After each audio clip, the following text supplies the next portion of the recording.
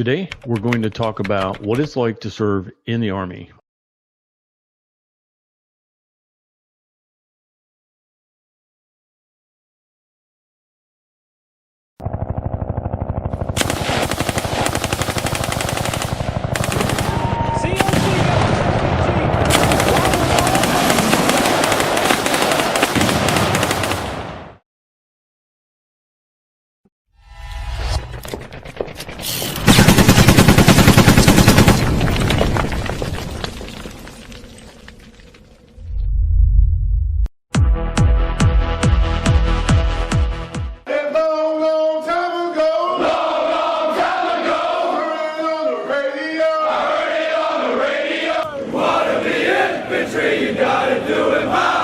Hello, everyone. Welcome to the Daily Mindset Podcast. I'm your host, Eric Owens. And if you have not yet done so, hit that subscribe button so that you never miss an episode. I've made it my purpose in life to share amazing true stories from people from every profession. I'm grateful that you're here today. Let's journey into the Daily Mindset Podcast together and hear more from our guest today. My friends, welcome back to another episode of Daily Mindset Podcast. Today's guest is Stephen Allison. For those of you who don't know who he is, let me tell you a little about him. Stephen is an honorably discharged veteran who served 6 years in the Army National Guard with the 356th Engineering Battalion, 819th Sapper Company.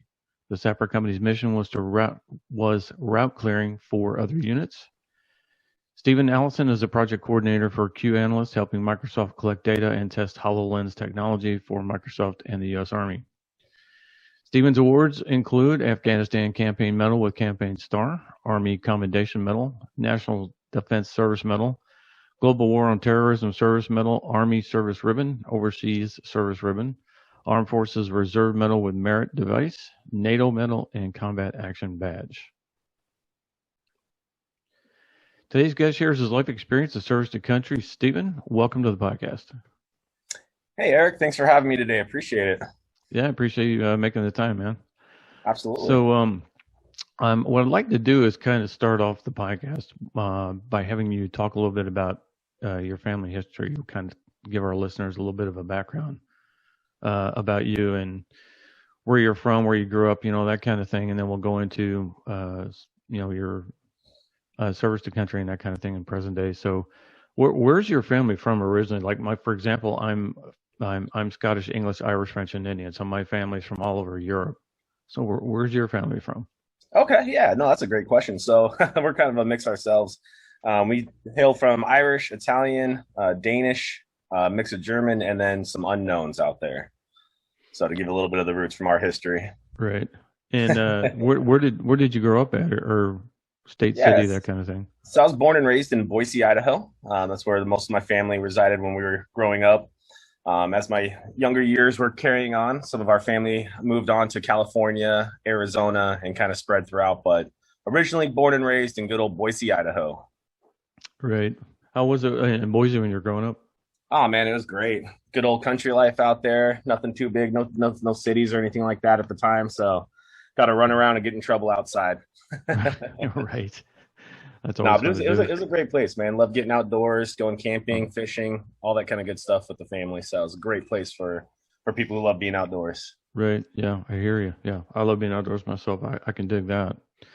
So let me ask you a question. Now, you're a veteran. So are you the only veteran in your family, or do you have other family veterans? No, I'm not actually. I'm lucky to be a fifth generation veteran.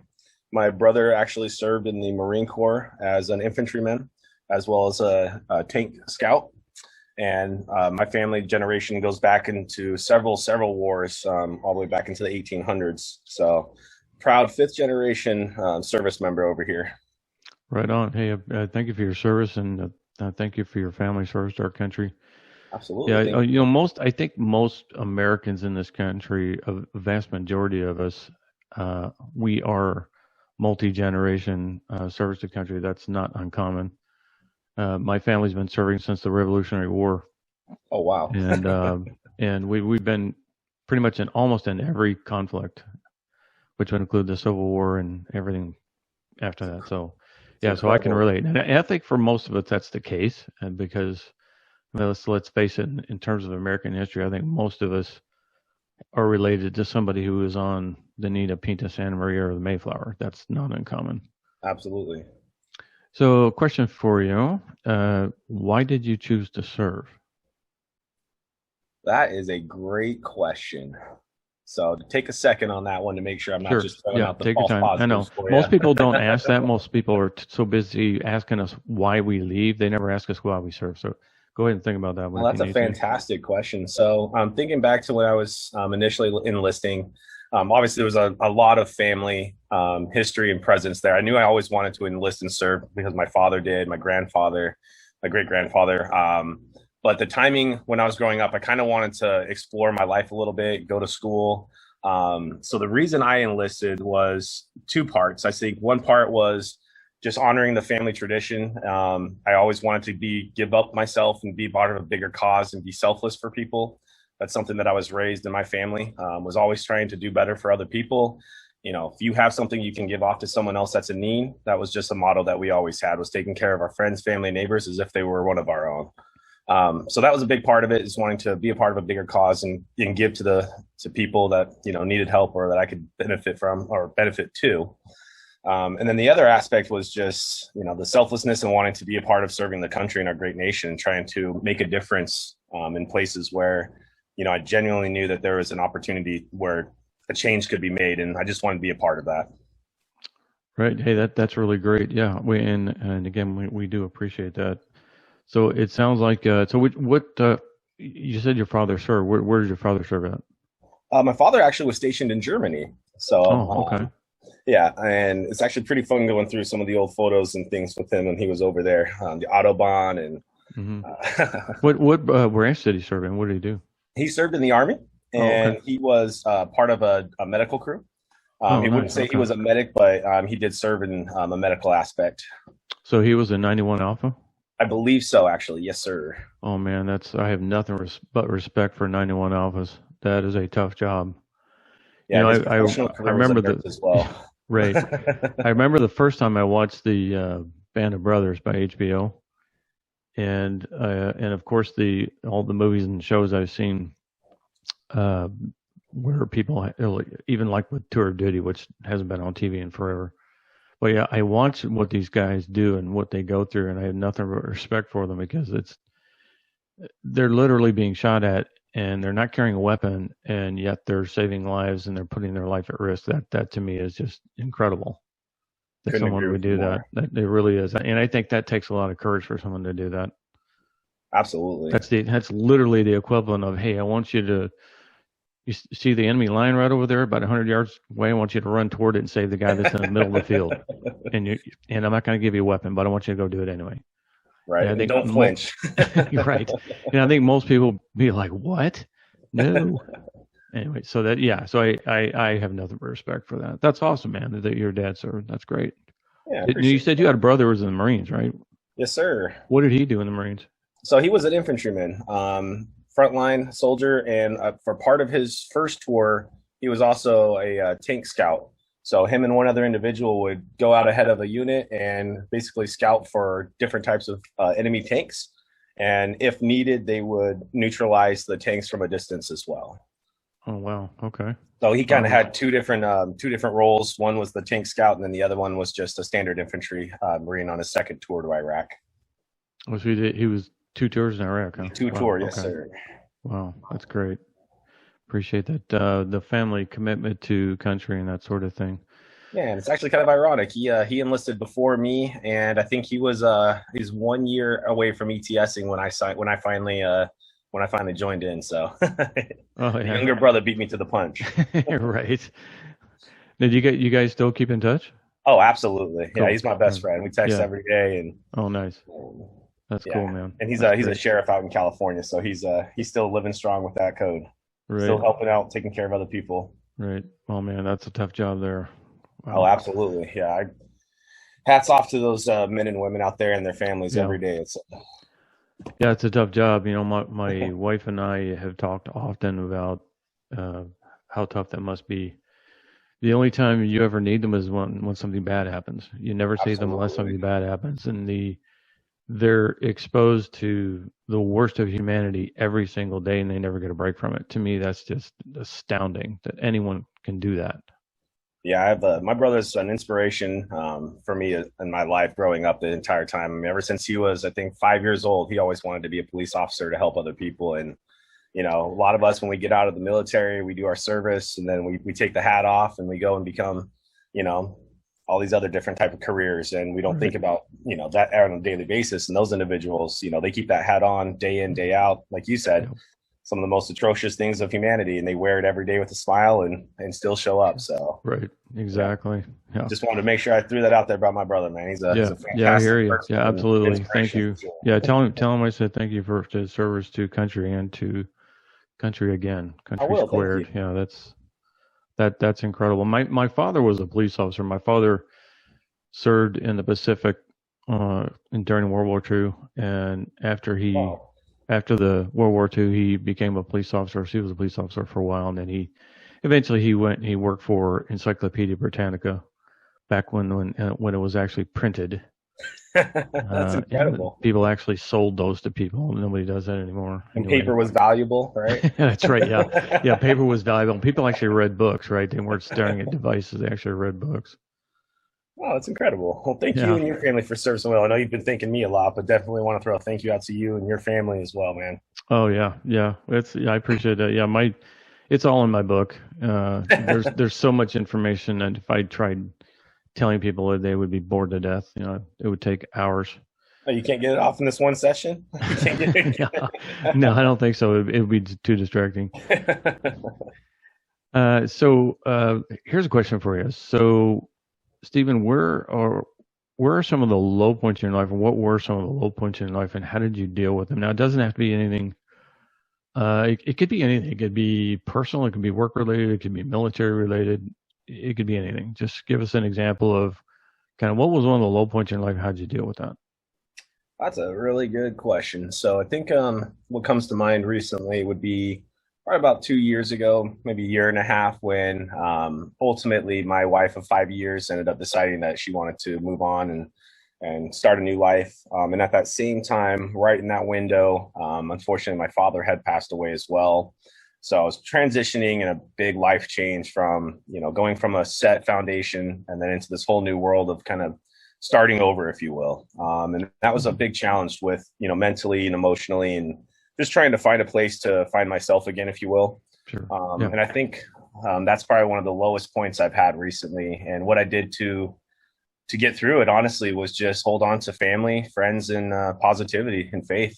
Just Sure. it's one of those routes where you got two options. You can either look at things as they are and let them bring you down further, or you can look Right. at things as they were and as opportunities to learn, grow, and find that next breakthrough for yourself. Right. Right. So Oh yeah.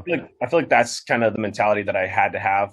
I'm not an individual that will ever give up. I'm a fighter, Mhm. always will be. Yeah. So when things are low like that, it was probably one of my lowest points. And, I just held on to family pretty tight, made sure to reach out to folks and just build relationships that were positive, even outside of my family and my friends, at work, colleagues, gentlemen like you that are, gentlemen and a scholar. So those kind of things help me kind of fight through that time. Right. If that kind of answers your question. Yeah, absolutely. That's a great answer. Yeah. Yeah. Thanks for sharing that. And again, sorry for your loss. Yeah, not so. That's Definitely a tough. tough And time, but yeah, that it's tough. And it doesn't matter who it is. It doesn't matter if it's a parent or a sibling. It doesn't matter. It's absolutely. hard. It's just hard, period. My father died when he was 38 years old, heart attack. And back in those days, we didn't know anything. So there was no such thing as cholesterol meds or any blood pressure medication like we have today. Otherwise, he probably would still be here. Sorry to hear that. But we didn't, they didn't know anything back then. Right. And, Yeah. So yeah, I can relate. And like I said, it's hard. Doesn't matter who it is. Doesn't matter. It could even be Absolutely. a pet. It doesn't matter. It's hard, I'll period. tell you what, that's the truth right there, man. Sometimes the pets can definitely hurt almost just as Oh yeah, much. yeah, So, yeah, yeah. Yeah. We've all been, we've all been through that for sure. That's great. Tell us something funny that happened while you were serving. It could either be stateside or overseas. I mean, there's a lot of funny things that happened while we were deployed. Shit. Right. Trying to think of one that's a worthy story here. Let's see. Oh, I got a good one for you. Okay. So, funny story is when we were doing our route clearance, we'd have to kind of pivot over at like fobs that were non-US based, like Romanian fobs, for example. So they don't have any of the defects. They don't have all the food halls. It's a kind of a half hut Romanian fob. They got their potatoes, their meats, their portions for them. So there was this one mission we were on, and we had to stop at the Romanian fob. It's supposed to just be an overnight, right? Just stop, refuel, refresh, and get out. But there's an all stop across the entire country for U.S. Transportation movement across the board, civilians to military. So we were locked down on this Romanian fob for 5 days. And so what we ended up doing was just kind of becoming best friends with these Romanians, and ended up having a great barbecue. They ended up showing us how they were brewing some of their vodka, and we may or may not have participated in having a great time at the barbecue with those guys. But I don't know. I guess a funny story out of that was just taking an opportunity to meet some new friends and have a good time while we were kind of locked down, just stuck. Great. Wow, that's great. That's great you got to do that. So for our listeners who have never served, what is a fob? Yeah, so it's a forward operating base. A fob is basically the best way to think about it is no concrete man-made walls or things like that. So you usually have the barriers that are filled with sand, barbed wire, concertina wire, things like that. So it's kind of a pop-up base, if you will. Oh, I see. So that's similar to what they used to call in Vietnam a fire base. Yes, sir. I see. Same thing. Correct. Okay. All right. Interesting.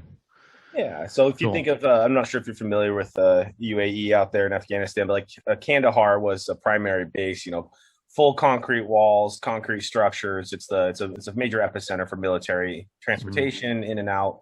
It's like a central hub, if you will. So outside of that, into that sector in Afghanistan, the rest of the territories were basically spun up with fobs, if you will. So I see. Just to give a little context behind the structure. Forward operating base is the modern equivalent of a fire base. Interesting. Okay.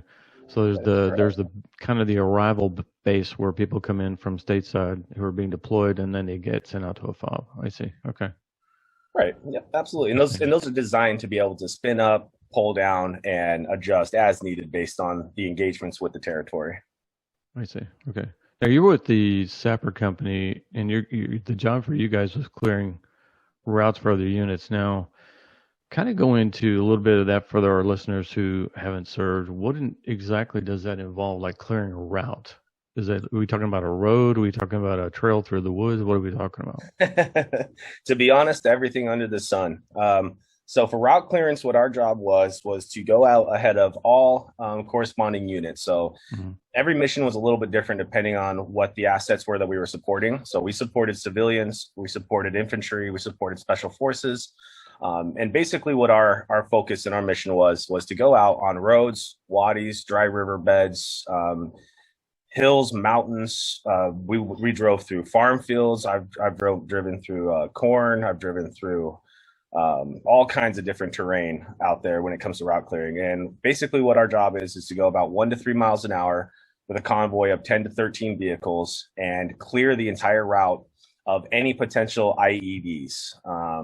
And so with that, we would incorporate missions that were anywhere from 1 day, just going from, let's say, Fob Apache to Kandahar, just to have freedom of movement for civilians, shipment, things like that, all the way up to supporting special forces with assaults on villages, high priority target acquisitions, and route execution for like the Navy SEALs and things like that.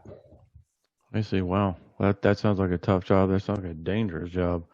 So a little bit, yeah. Working with explosives and exactly being the first ones out there. Yeah, it's a little unknown territory. First ones out, yeah. So a question in addition, it's kind of a part two to that question that you just answered. That was good. Sure. Thank you for sharing that, by the way. Absolutely.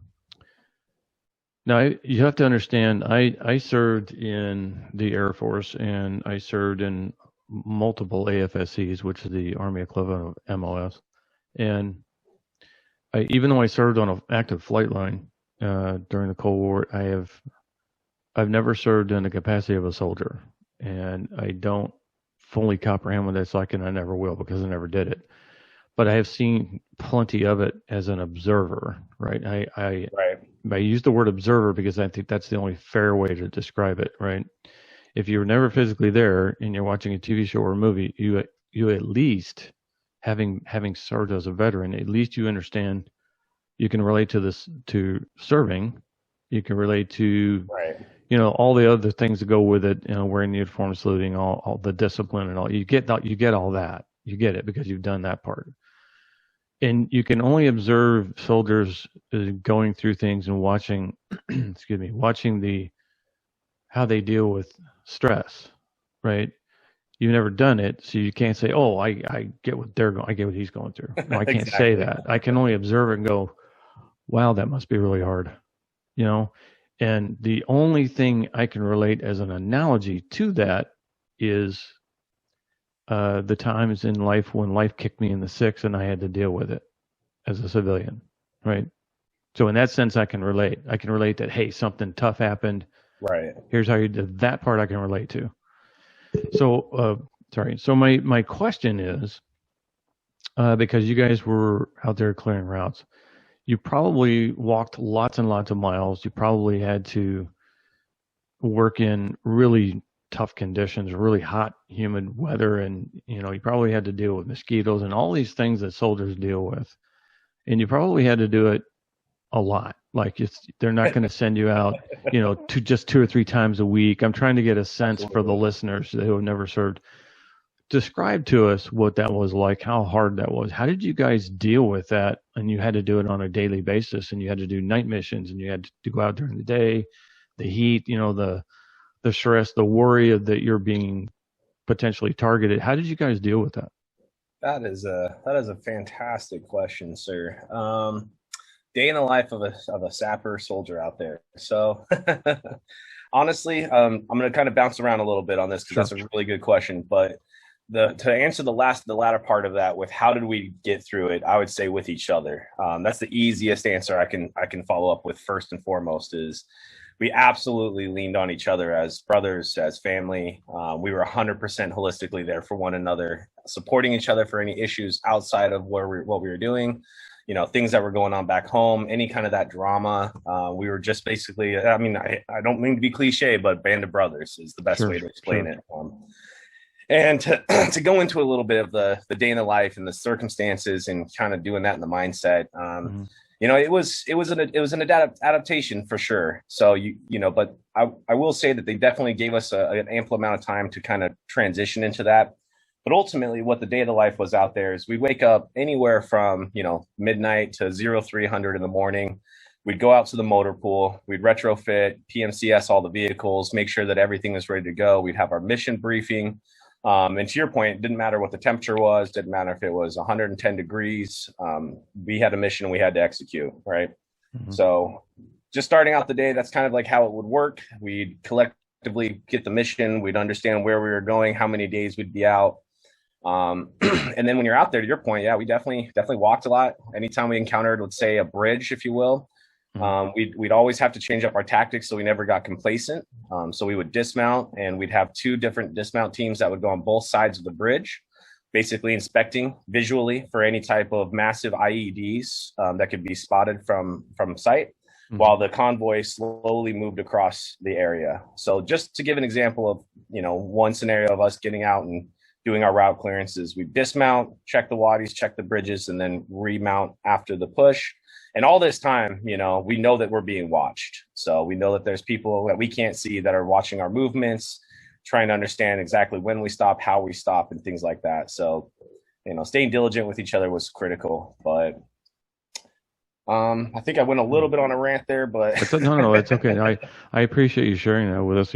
Like I said, you and I are veterans, so I get the veteran side of it. I served and all that. I've already said that. But there may be listeners who, listen to the podcast and who, like I said, who haven't served and they can't relate to anything, serving, much less being in a combat role. So it just kind of helps give them a kind of a visual in their minds. What is that like? Because it's one thing to watch a movie, right? And it's entirely another to be the person doing it. 100%. So, it would be like someone watching, I don't know, some high school kid watching a movie about, I don't know, the Navy pilots, or, something about, maybe a movie about the Air Force. and they want to go do it, but they've never done it, so they don't really have a sense of what is it really like. That makes sense. Right? I see where you're going with the angle of this of Yeah. What is it like to go do that? Because it's possible that, especially once I start to grow my following, it is possible that some of the listeners of the podcast might be, they might be high school students. They might be interested in serving, so they're going to want to know, hey, what's that like? This guy's describing what he did. What is that like? Give us a sense of what that, because when you go to, recruiters aren't going to tell you this stuff. Oh, absolutely not. No, they're not going to tell you this stuff. Sell you. Yeah, they're going to sell you. Their job is sales. Even though some of them may have done it themselves, they're not going to sit in an office environment with that high school kid and go, here's what it's like to be a soldier on the line in combat on patrol. I'm going to describe to you what that's like. They're not going to do that, right? You're 100% right. Because their job is to sell, and that's very sad that they don't take the time to do that. So it's a broken it's system. Important. Sure, yeah, right. Yeah, so it's important. It's important that we veterans who have served, I think we should take it upon ourselves to share our experiences with young people and for the purpose of inspiring and motivating, but also educating and helping them understand. Transparency. Yeah, and helping them understand, here's what it's like. We're going to tell you what the recruiter won't tell you, and you're going to be better informed so that when you make that decision to serve, it's an informed decision. Eric, when you mention it that way, that helps me kind of really focus on the scope of what you were asking before. So to follow up on that, I think what I would like to share with the listeners, especially for anybody who's never served, to your point, the principles of what it takes to be able to successfully go overseas, be in those combat situations, and come out successful. And when I say successful, that's a very broad term, right? But I mean successful as in everyone comes home. We all come home with the same mentality as when we left. We love each other. We're well-minded. We're good spirits, and we're not, we all have our issues, right? We come back from war, but collectively, holistically, a successful mission is everyone comes home. And so what it takes to get to that point is when you first enlist, or when you're first even thinking about enlisting, I would ask that you really look inside and identify if you're truly a selfless person or not. That's one of the biggest traits that you're going to have if you are looking to serve in any form of any branch, right? National Guard, Coast Guard, anything to be selfless. It truly means you need to be a selfless individual. And with that, the reason I say this is because when you're over there, right, when you're in that mission and you're sitting in that hot seat for the first time, leaving the wire, and your adrenaline's rushing, and you're racing, you're scared, you're nervous, and you're not sure if you've done everything you can to prepare for what's about to come. And then you look over at your battle buddies and you realize why you're sitting there, and that's to bring them home. And that's your job. No one else's job. That's your job. You got to take full ownership that you're responsible for other people's lives, right? And it doesn't matter what the MOS is, in my opinion. That's something that has to be embedded in your mentality and your moral code. Is you need to be a selfless person that's willing to do whatever it takes to help someone else get home. To the root of what I can. That's basically the best way I can explain of what it took for me and some of the brothers that I had over there. When we were in those situations, when you have that principle, you can get it. You can accomplish anything, to be honest. Right. And the mentality was when we were there, when we were in that, right, it's embrace the suck. Okay, that was our life, right? And so you have to be able to switch your mindset to understanding that you're okay not having that hot latte at 10 o'clock in the morning and sleeping in.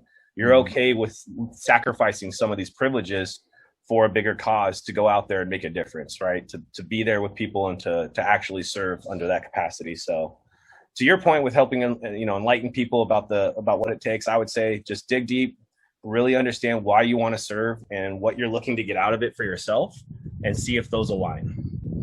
Right. Wow, that's a great answer. And thanks so much for going in depth on that one, Stephen. Appreciate that. Absolutely. Yeah, because a lot of young people out there won't know that. They won't, because no one takes the time to tell them. Right. And in fact, there's to that point. My mother used to tell me all the time, my father never told her anything about his service, which is sad. She never knew anything. She didn't even know what ship he served on. And it wasn't until 50 years later, half a century later, I learned it only because my oldest son, Went on to Ancestry.com. I was able to find information about my father, and I finally learned what ship he served on, what his rank was, what his job was. I knew nothing. And I found out also that he only had a 6th grade education. And back in those days in World War II, that was not uncommon because it mattered back then. It wasn't political. It mattered. It mattered that we were attacked at Pearl Harbor. It mattered that we wanted to not only avenge them, but also kind of set things straight. The world's messed up. Let's set everything straight. Let's get rid of the bad guys. So we can all get back to our lives. But they had a genuine, heartfelt need to serve. And a lot of guys who couldn't serve, and you probably know this, a lot of guys who couldn't serve back then would commit suicide. Yeah, and that's unlike the mentality of people today. And anyway, and it took 50 years. I knew nothing, right? And when I finally learned it, and I thought, wow, because even though he had a 6th grade education, he ended up working for Encyclopedia Britannica. He actually educated himself. He read all the time. He read a lot. He was a big fan of the NFL. He personally knew Bart Starr. Oh, wow. He'd hang out at the stadium there in Cincinnati, I think, back in the day. Anyway, incredible. But I didn't know those things, right? And into the kind of in addition to what you're saying, and which I think is kind of a bonus point. I think my personal opinion on sharing that information with, whether it's your direct descendant, your children, or if it's just a family member, niece, nephew, whatever, it's important that we share this information about ourselves with our family, even if you don't have your own kids. And the reason why is because, throughout human history, stories were told verbally. They weren't necessarily all written down. The Native American Indians didn't always document their stories. They just passed them verbally.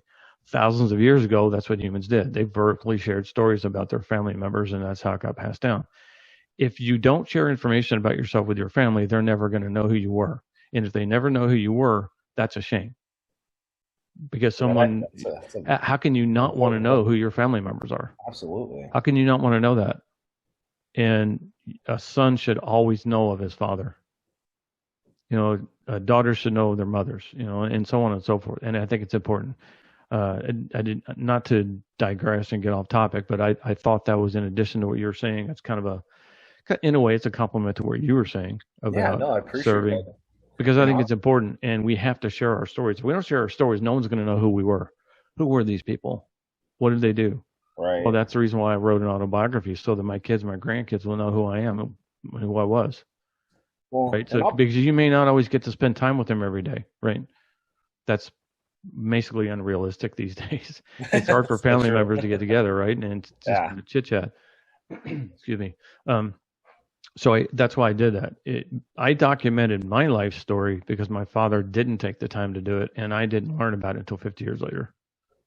That's incredible, Eric. And I got to tip my hat to you on that, because what you're saying right now, that definitely resonates deep with me, actually. And I think you're saying something that needs to be spread on a bigger picture collectively with veterans, and not just veterans, but people, to your point, holistically on that. But veterans especially, because we don't like talking about ourselves, right?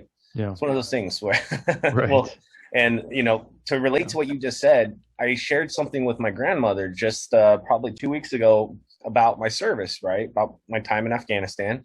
She had no idea.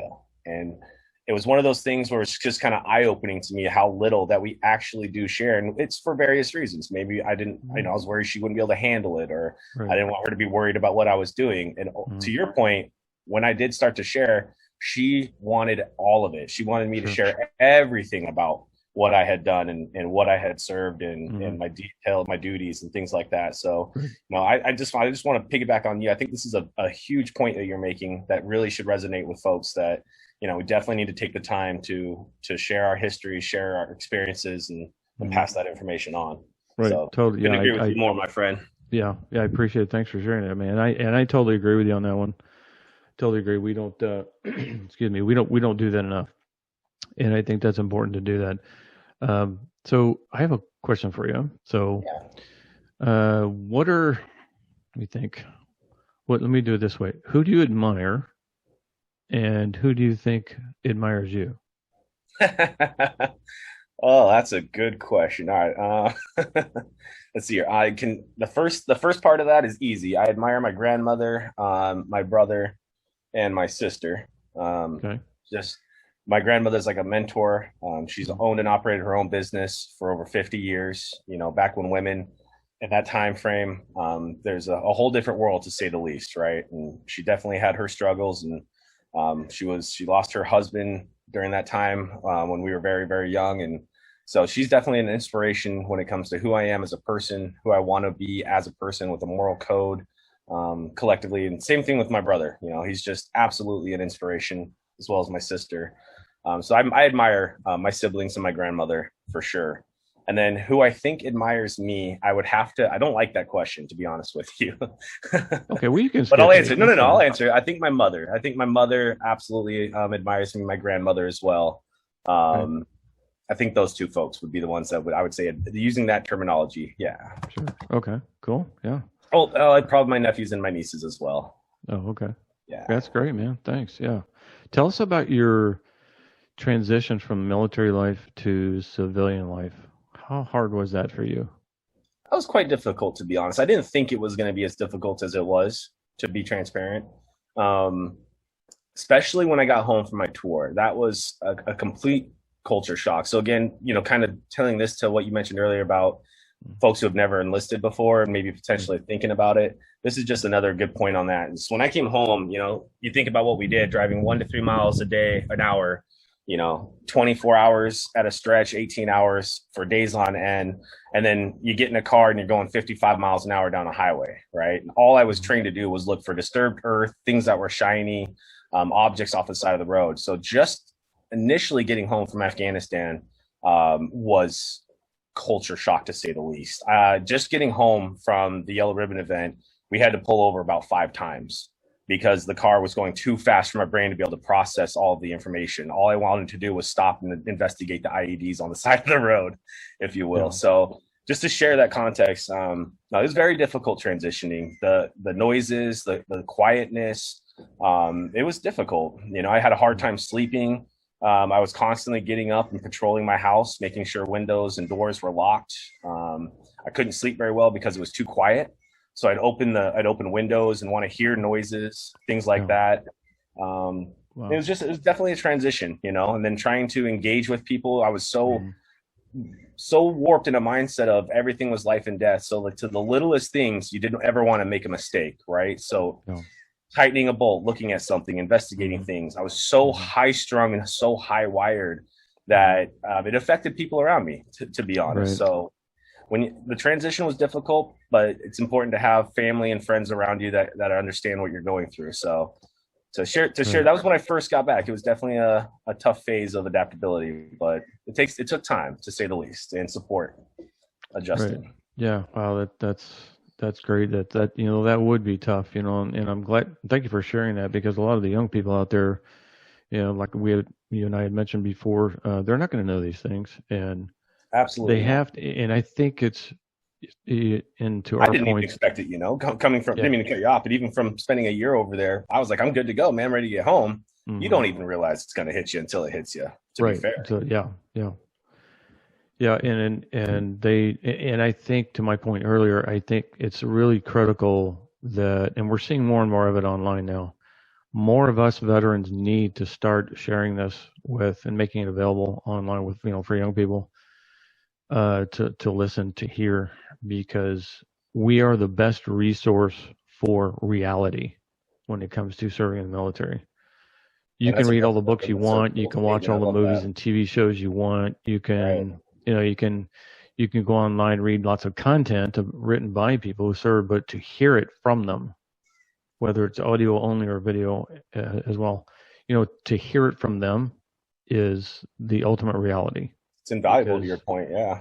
yeah, it's like one of us sitting with our grandparents. Our grandparents are telling us a story about when they were young, when they surfed, and we're usually extremely attentive and listening to what they're saying. Why? Because we love hearing stories. Human beings, by nature, love hearing stories, and Absolutely. because it's in our DNA. We've been telling stories for thousands of years. That's what we love to do. So I think it's really important to do that. That's a great, thanks for sharing that. That's awesome, man. Yeah, I had a little bit of a tough time myself, in a different way. Obviously, I was never been a soldier, but I had a hard time. When I left the service and I came home, there was no band. There was no one to greet me there when I came home. There was nothing. I just came home. And when I started working, I was on terminal leave for about 30 days. When I started working, I got a job. I then had to deal with, and I'm sure you've had to do this too. You're you're working this civilian job, and the environment is apples and oranges, night and day different from what you've been accustomed to for years, and it's really hard to be in this relaxed. Oh well, yeah, we're going to start at 9. You don't actually start until 9:15. There's a meeting at 10, but no one shows up until 10 minutes after. Here. Oh, it's okay. We won't start yet. Go ahead and get your coffee and your bagel. We'll wait. I'm like, what? What are you talking about? And the thing is, whenever I would go to a meeting, I was the first one in the room. Right. And I'm sitting there waiting on everybody else. And they don't show up until like 10 minutes after the start time. And I'm thinking, what? Are you kidding me? That would never be allowed in the military. And I can imagine the frustration you're building up to in this. And there was, yeah. Like, yeah. Yeah. And you and I, veterans, we have this get it done attitude. We have this discipline that it's hard for people who when they haven't served and they see it in us, it's hard for them to process it. They don't even know how to handle it. And there were times when people would think I was a jerk or something simply because I was, very disciplined, very focused, and yeah, I can relate to that for sure. And it of course it doesn't mean, well, of course we're not a jerk. It's just, it's who we are. It's what we are. And the thing is, and I don't know if you know this, you probably do, but I learned this years after I had separated from the service. I learned I read this online somewhere, I think. Anyone who is a veteran, once you have served, you can never be a civilian again. And I read that and I had to process in my mind, but I understood it, because what they're saying is when you leave, when you're at the MEP station, and if you get on a plane to go to boot, when you arrive at boot and you step off that bus and you're being yelled at, what's happening is they're taking the person who you once were, breaking you down, not breaking you down like someone would if you were a POW, not the same thing. They're breaking you down so they can build you up again and turn you into something better than you were. And from that point forward, you will never be a civilian again, because the old you's gone. The new you is now there. So when we leave the service, here we are, here's the new us, but people don't know how to handle it. They're like, wow, that guy's a jerk. Wow, why is that guy so anal? Why is he always early? And they don't know what to do with it. Right. It's because they've never served. That's why you don't know how to handle it. We're just different. Now, in a lot of ways, are we better? Yes, but in some ways, we're not that different from anybody else. We're just more disciplined. That's all. And I think that's important to share that with people, especially young people. To what we were talking about earlier, it's important to share that. You got to let them know, hey, look, man, that's awesome that you want to serve. That's great that you've heard all this stuff and you get a sense of what it's going to be like and all that. But you need to understand you will not be the same person. And when you transition back, it's going to be tough, because you're going to be dealing with people who are lacking in these areas and they don't know how to handle it. And here's how you handle that. And that's all part of that coming back, to the world. And that's always tough to do that. That's a good point right there too, Eric. Yeah. Especially with what people aren't aware of when thinking about enlisting, that's a really, really good point to make. Is that you will absolutely come out as a different person, right. Not in a bad light, right? Right. You're definitely going to get new structure. You're going to get a new foundation. But to your point, some of those switches just never go away, which I think it's a positive, right? To your point. Right. Oh, absolutely. Even in my field, working where we were, in the corporate industry, to your point, I have absolutely rubbed people the wrong way, unintentionally, just because it's the way I'm wired. They're like, oh, we can do it tomorrow. And I'm like, There's an hour left in the day. It takes 20 minutes. Why aren't we doing it now? Right? Like, yeah. So I can definitely relate to you, man. yeah, absolutely. Yep, I've seen that plenty of times. So how can regular people find their own destiny, Stephen? How can a young person find their destiny? And you don't have to be specific on this. It could be kind of a broad answer. What would be good advice in that regard? How do they figure out, in other words, if a person's young, they're like in high school, well, they have a sense they want to go serve. They don't know what branch they want to serve in or what they want to do in what capacity. How does a person think to figure that out? What do they do? I'd say that's the question of the year right there, sir. And I have an answer for you. So there's 100 ways to cut a watermelon, right? There's 1,000 ways you can fry a fish. Now, the best way to think about this is down to the principle. To answer your question, to me, the answer is simple. It's research. It's information. Mm-hmm. It's do your homework. So to give an example, when I enlisted, I went to every single branch recruiter. I spoke to every single service branch there was. I asked tons of questions. I did a whole bunch of work on what I wanted out of the service when I went in, as well as what I wanted to give when I was there. So I went to the Navy, checked them off the list, went to the Marines, checked them off the list, right? Even when I settled on the Army, I probably met with my recruiter every week, and he went through 20 to 30 jobs that I consistently said no to. Mm-hmm. I did not just jump into something because it sounded cool or sounded good, right? So I did my homework, did a lot of research, I looked up a ton of information, asked people who are actually in the fields, who have done things, veterans, former friends of family, for real world advice and insight, not necessarily advice, but insight from their perspectives on what they did and what they got, right? And I think that's ultimately all that we can do. Is there's a lot that we can't control when it comes to trying to explore who we are and trying to find ourselves in this chaotic world. I think ultimately the best thing that we can do is just get as much information, find out why, know your why, right? Find out your why and what you want out of this life and what you want to give. And I think once you find your why, then you do the research, and it's just going to be a little bit easier for you to find your path. But ultimately, that's a tough question, right? The best way I can answer it is do your homework. Find as much information as humanly possible. Reach out, ask people who have been there, and don't jump in. Take your time, think about it, and let it resonate. Before I signed up to be a 12 Bravo, when I realized I wanted the 12 Bravo, I waited 60 days before I pulled the trigger to go to MEPS.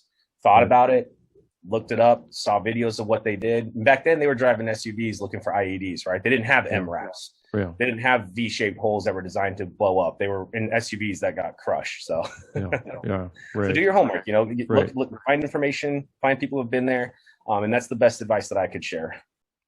That's great. Yeah, thanks for sharing and going into that and giving a perspective to.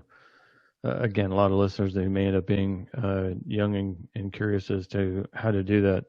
And I agree with you. I think the why is really important. You have to know why. And for me, I knew what the why was of the reason why I served. Partly was because it's in my family DNA. I have a great-great-grandfather about 9 generations ago who served as a Minuteman during the Revolutionary War, who risked his life by swimming 2 miles in freezing cold water in upper state New York. And I believe it was Lake Champlain, I believe. And his job was to deliver a message to General Washington's second in command, who was, I believe, General Lincoln, I think was his name. And back in those days, of course, it was all written down. It was either written on paper or written on a piece of leather. There was no such thing as email. There was no, by the bird of the plane or whatever, by train. You had to do it yourself. You had to deliver it yourself. It was done by hand. Yeah, and by miracle, he survived the swim. And the point, of course, being that he knew the reason why, right? He knew why he wanted to do that. He was trying to help make the country free. And because it was in my DNA, I had this natural desire to want to go do it. I had an uncle who served in the Civil War, lost his legs. I had my father served in World War II. I had a brother who served on nuclear submarines, ballistic missile submarine in the Navy. I had an uncle who started in the Marines and then switched to the Air Force. He was ATC, he was air traffic controller during Vietnam. I had another uncle who served in Korea.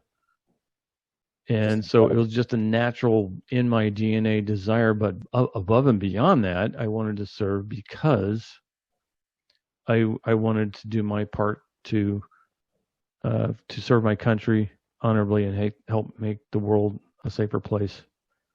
And that was my reason. Those are my reasons for family. So I think for young people to hear this is really critical because they need to hear it from people who have done it. You know, you can read all you want about it. You can watch all the videos you want on YouTube, and until you hear it from someone who's been there, it's hard to get a true picture of the reality, picture of what that involves. Let me ask you another question, Stephen. Yeah. What does success look like to you? You are on point with your fire questions today. I like it. I got you in the hot seat today, man. I know. I like it. No, that's a great question. So success to me is more of it's not necessarily a tangible thing. So success to me is not hitting a certain salary point. It's more of a mindset of having a set of happiness and achieving certain goals of how do I say this, of your personal development, right? So like success to me is being a great person. So being able to grow and develop and finding areas where I can improve on how I have relationships, or I can improve on how I communicate and be less of this and more of that. Like that's success to me, is personal development and growth. And to me, I'll never be successful, right? The way I look at it is my glass is never, ever going to be full because there's always going to be something I can get better at, improve on, love more, feel more, care more, things like that. So to me, I would say success is personal development and growth, and just always trying to be a better person for everyone around us. Yeah, wow, that's a great answer. That is a great answer. And, I totally agree with you on that one.